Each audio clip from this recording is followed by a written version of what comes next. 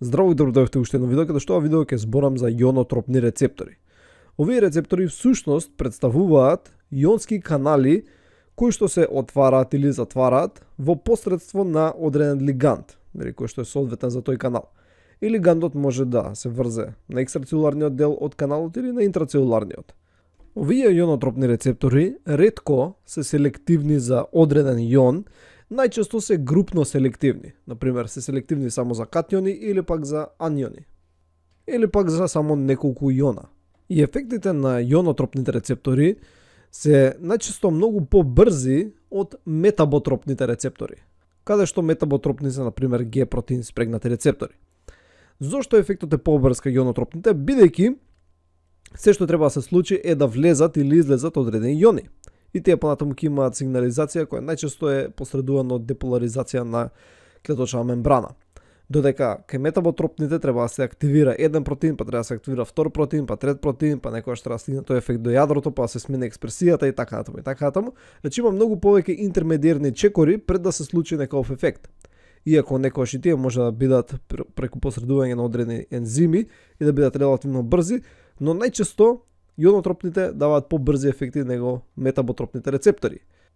Тоа не значи дека метаботропните не посредуваат никако со јонски канали, посредуваат, но најчесто индиректно. Додека јонотропните рецептори е буквално каналот реагира на одреден лиганд.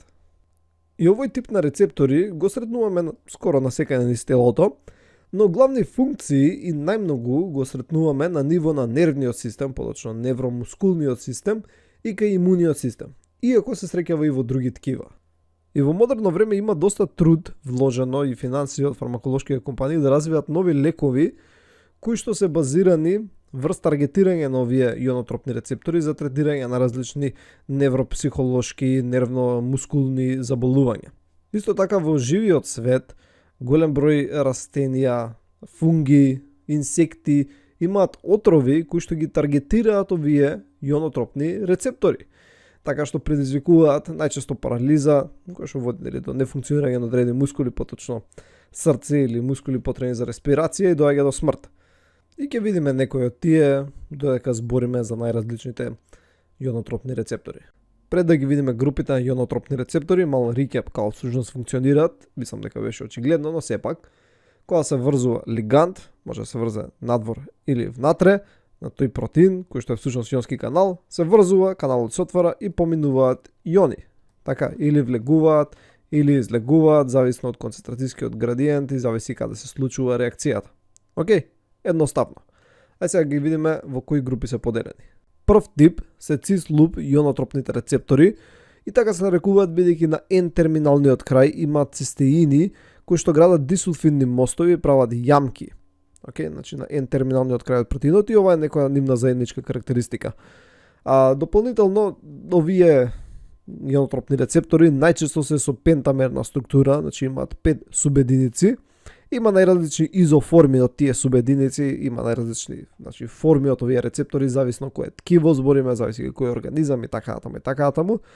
Не мора многу да заглавувате со структурните карактеристики на рецепторите, тоа е главно. Пентамерни, N-терминалниот крај има јамка поради дисулфидни мостови. И генерално може да ги поделиме на јонотропни рецептори кои што пропуштаат аниони и кои што пропуштаат катиони. Еве ги, например, тие кои што пренесуваат катиони.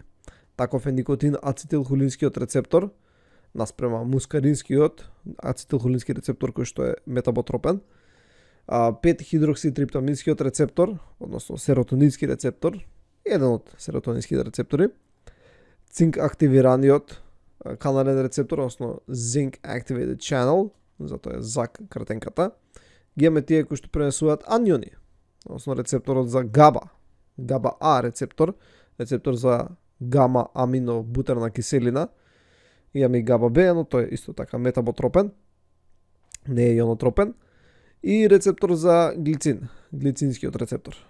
И од овие главно ќе се задржам на никотин-ацетилхолинскиот рецептор и на ГАБА рецепторот. Но ќе спомнаме ве сега и 2-3 збора за другите. Например, 5-хидрокситриптаминскиот рецептор, односно серотонинскиот рецептор, лиганд за него е серотонинот. Така што е логично. Сега, Постојат 7 или 8 вакви рецептори, од кои само под видот тројка е јонотропен рецептор. Поточно требаше да напишам 5HT3 е јонотропен, додека 1, 2, 4, 5, 6, 7 се метаботропни рецептори.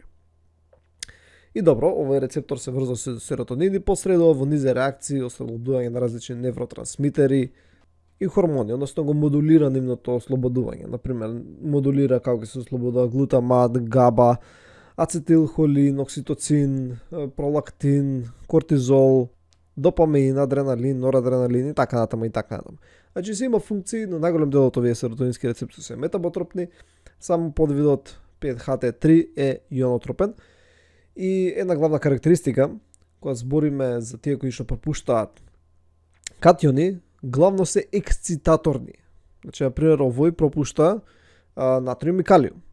И тоа доведува најчесто до деполаризација на мембраната, односно доведува до започнување на акцијен потенцијал, можеби не мора да значи, но има таков стремеж да тоа да се случи. Така што тие што пропуштаат катиони, главно се ексцитаторни, тие што пропуштаат аниони се инхибиторни. И тоа би го бележал на следниот начин. Значи, овие се ексцитаторни, вака ќе бележам, додека овие се инхибиторни. Океј? Океј. Друго, хајде да спомнеме еве за цинк активиран канален рецептор. Не се знае многу за овие.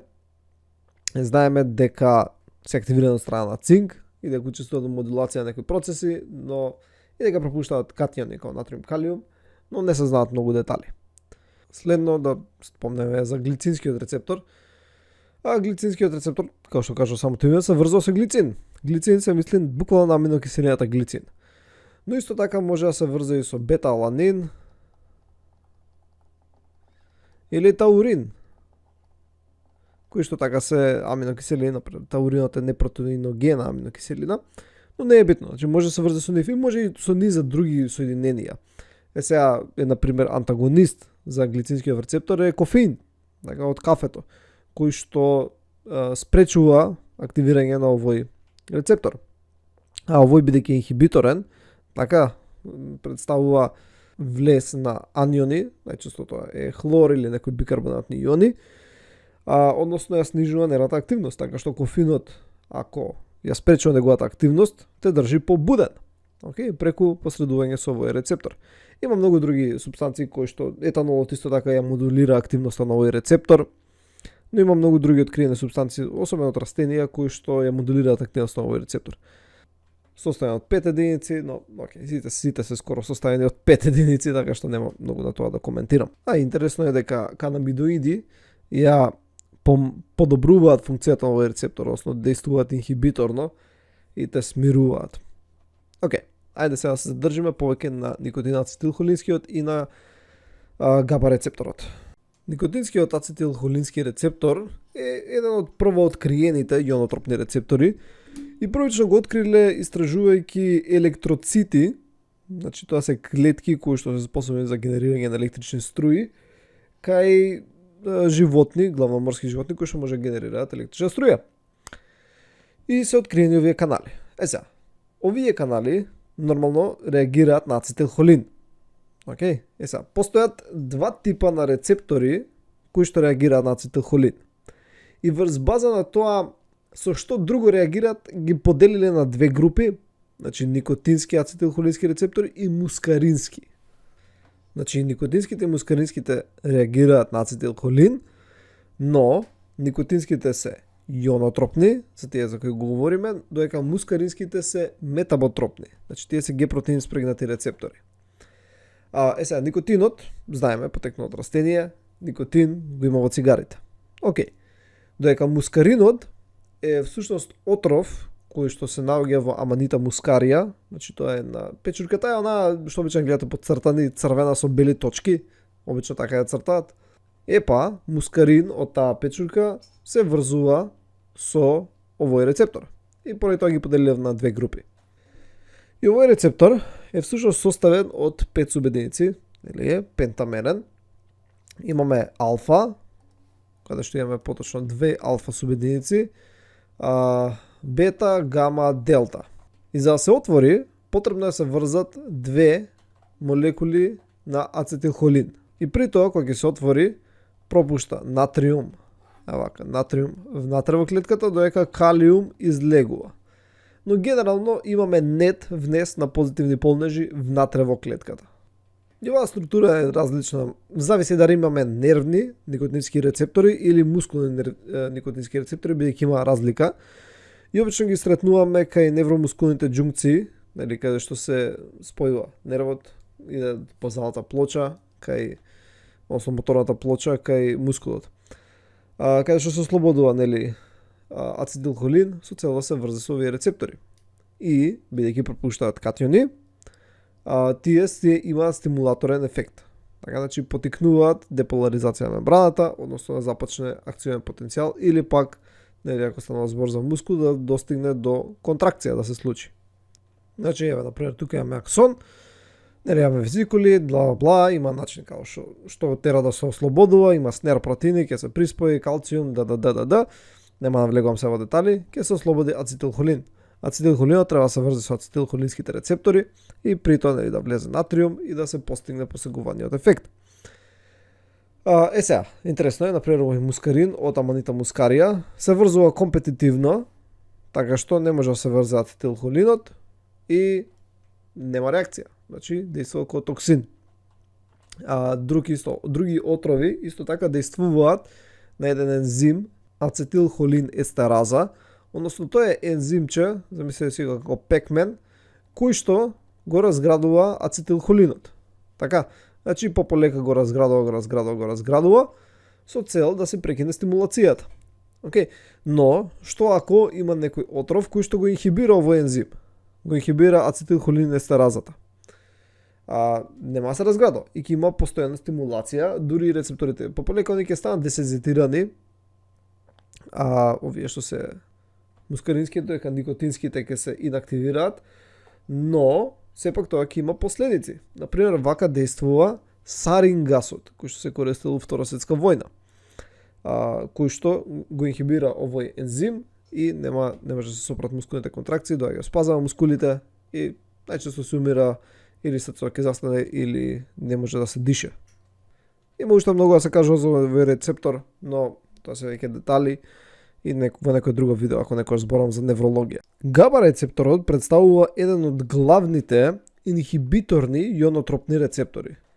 И главно се сретнува на ниво на централниот нервен систем, но го има и во други ткива, во периферни ткива, битен е исто и во имуниот систем, сега се открива дека го има на имуни клетки и посредува во антиинфламаторни одговори, така што намалува воспаление.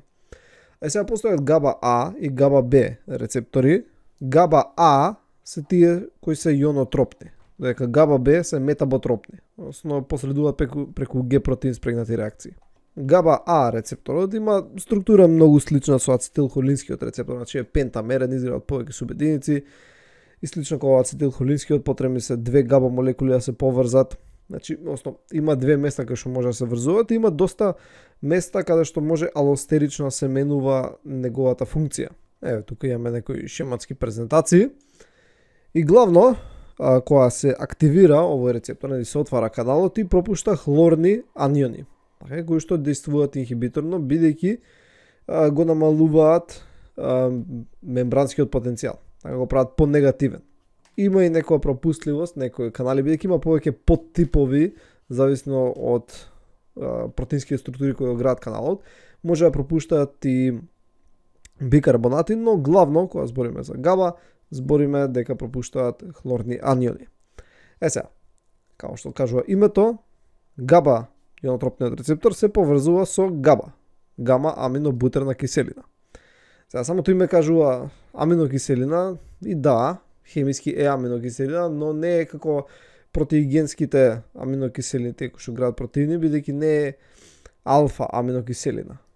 И денес се откриваат голем број супстанции, значи во форма на лекови, кои што се врзуваат со ГАБА рецепторите и ја модулираат неговата функција, не е ГАБА. Okay? Например, бензодиазепини се врзуваат и модулираат функцијата така што ГАБА А рецепторот станува посензитивен за габа, така што најверојатно ќе пропушти хлорни аниони и ќе намали ексцитација, ќе намали нервната активност. Слично и етанолот има некои действија и многу други медикаменти кои што действуваат седативно, можеби действуваат преку габа.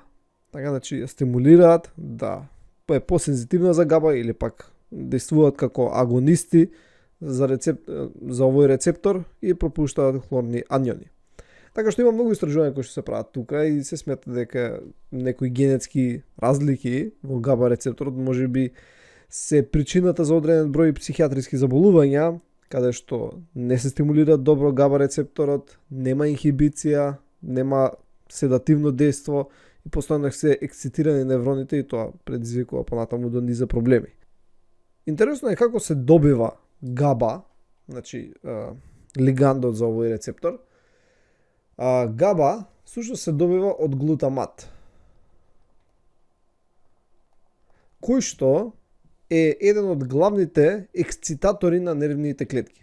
Така значи ги возбудуваат, ги стимулираат. Глутаматот под дејство на ензимот глутамат декарбоксилаза или глутамат декарбоксилаза, кој што користи кофактор пиридоксалфосфат, односно активната форма на B6 витаминот, го конвертира глутаматот до габа, кој што е главниот супресор, инхибитор на нервна активност. Значи ова е главниот супресор, ова е главниот ексцитатор. И ова е една од причините зошто ви кажа витамин B6 да ги смири нервите. Така бидејќи го конвертира глутаматот до габа. Глутамат ексцитаторен, габа инхибиторен. Сега ги се речете подобро, тогаш зошто само не се дава габа, така како лек.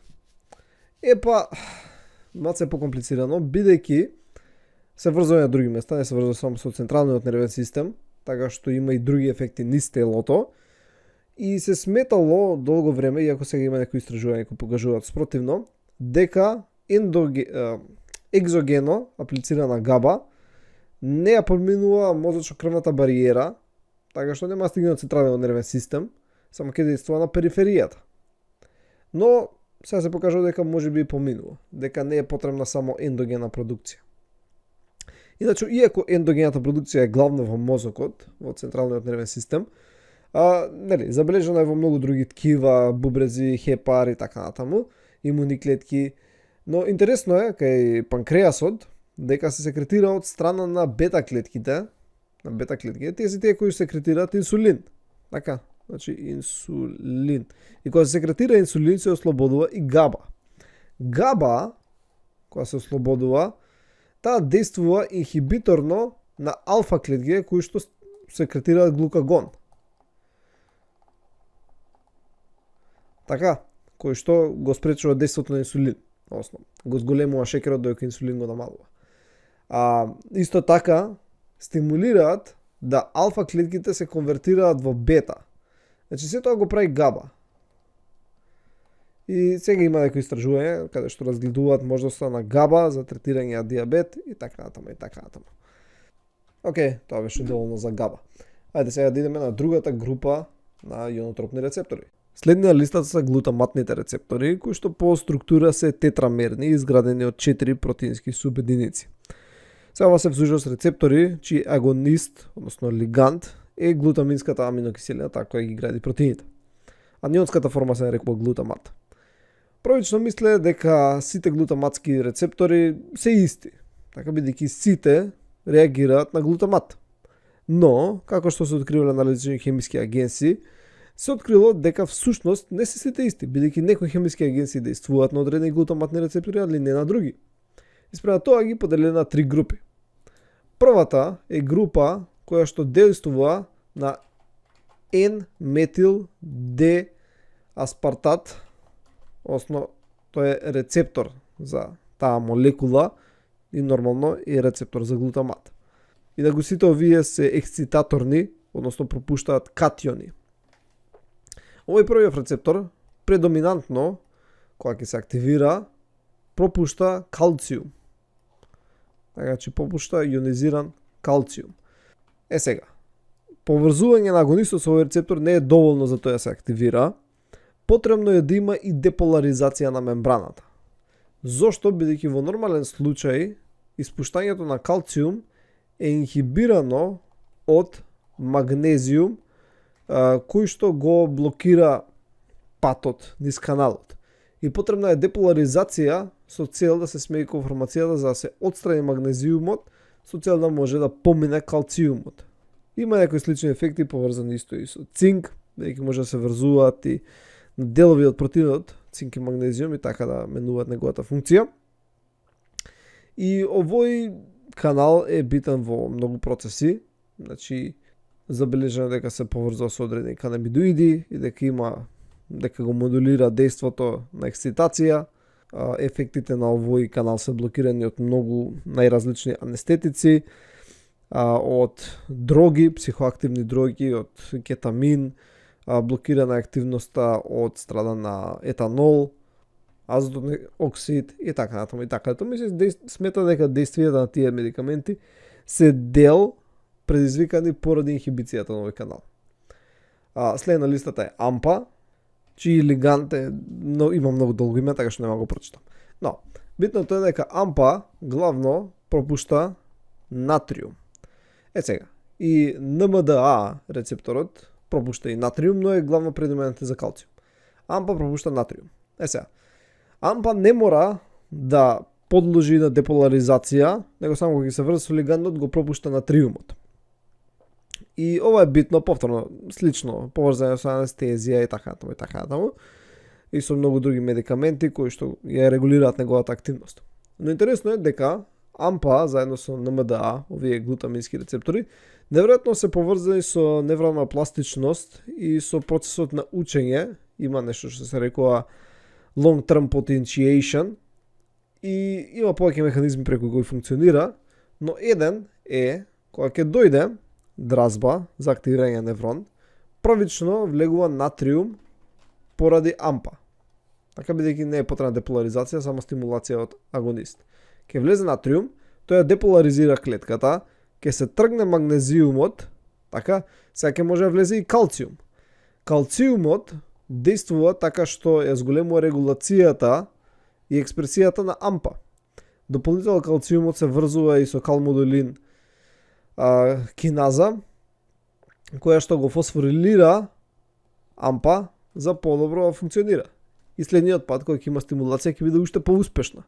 И на тој начин таа конекција се засилува со тек на време, бидејќи ова има целикаскани ефекти понатаму на цитоски редови и така натаму и така натаму. Така што ова е вклучено, влегува барем теориски, се уште овие се малце работи сосема не се целосно јасни во така наречениот процес long term potentiation, односно LTP, кој што е битен во неврална пластичност. За последниот глутаматен рецептор не се знае многу. Каинате е еден токсин, со супстанца изолирана од алги, од одредена алга, која дејства на овој рецептор и по неја е крстен. Сега овој рецептор кога се активира, пропушта натриум и калиум, значи е префербиран за тие два јона. И добро, повторно е ексцитаторен, но откриено е дека действува во регулација на експресијата на габа, кој што беше инхибиторен. Така што има некој интерплей овдека, но се уште немаме премногу јасни работи. Како последна група ги имаме P2X рецепторите, односно тоа се рецептори кои што се сензитивни на АТП или ГТП, кога се врзува екстрацелуларно или во некои случаи интрацелуларно. И при тоа кога се отвараат, дојдуваат до пропуштање на натриум и калциум, преферабилно, иако може некогаш и некои други аниони ја поминат, зависно од подтипот, бидејќи моментално откриени се 7 различни подтипови на овие рецептори, со и некои подваријации зависно од протеините, зависно од локализацијата во кои ткива се наоѓаат и така натаму и така натаму. Главно се наоѓаат овие рецептори во мазна мускулатура, се наоѓаат во централниот нервен систем, се наоѓаат кај имуни клетки и така натаму и така натаму. Тоа е главно каде се наоѓаат и учествуваат во контракција на одредени мускули, така, кои што се дел од автономиот нервен систем. Значи контролира срцева контракција, васкуларен тонус на крајните садови, контролира уринирање, ејакулација и некои други процеси со тромбоцити, со имуни клетки и така натаму и така натаму. И овие рецептори интересно е дека по структура се тримерни, значи цислуп беа пентамерни, глутамат не беа тетрамерни, овие се тримерни. Што сум пишал? Терамерни. Не е терамерни, него е тримерни, составени од 3 субединици. Еве овде имаме примери, имаме цислуп пентамерен, ионотропски глутаматски тетрамерен, P2X, односно АТП зависни, тримерни. Има и тука некои други, но сега нема идеја да ги разгледуваме, тоа се инозитол трифосфат рецептори, значи тоа се на интрацелуларни агонисти кои што делуваат. Овдека имаме еден пример, овдека лево се само бележи и работите. Тука имаме сега се во действие, значи доаѓа нервен импулс, имаме деполаризација на мембраната, ова е некоја си нервна клетка, овдека е кај што завршува аксонот.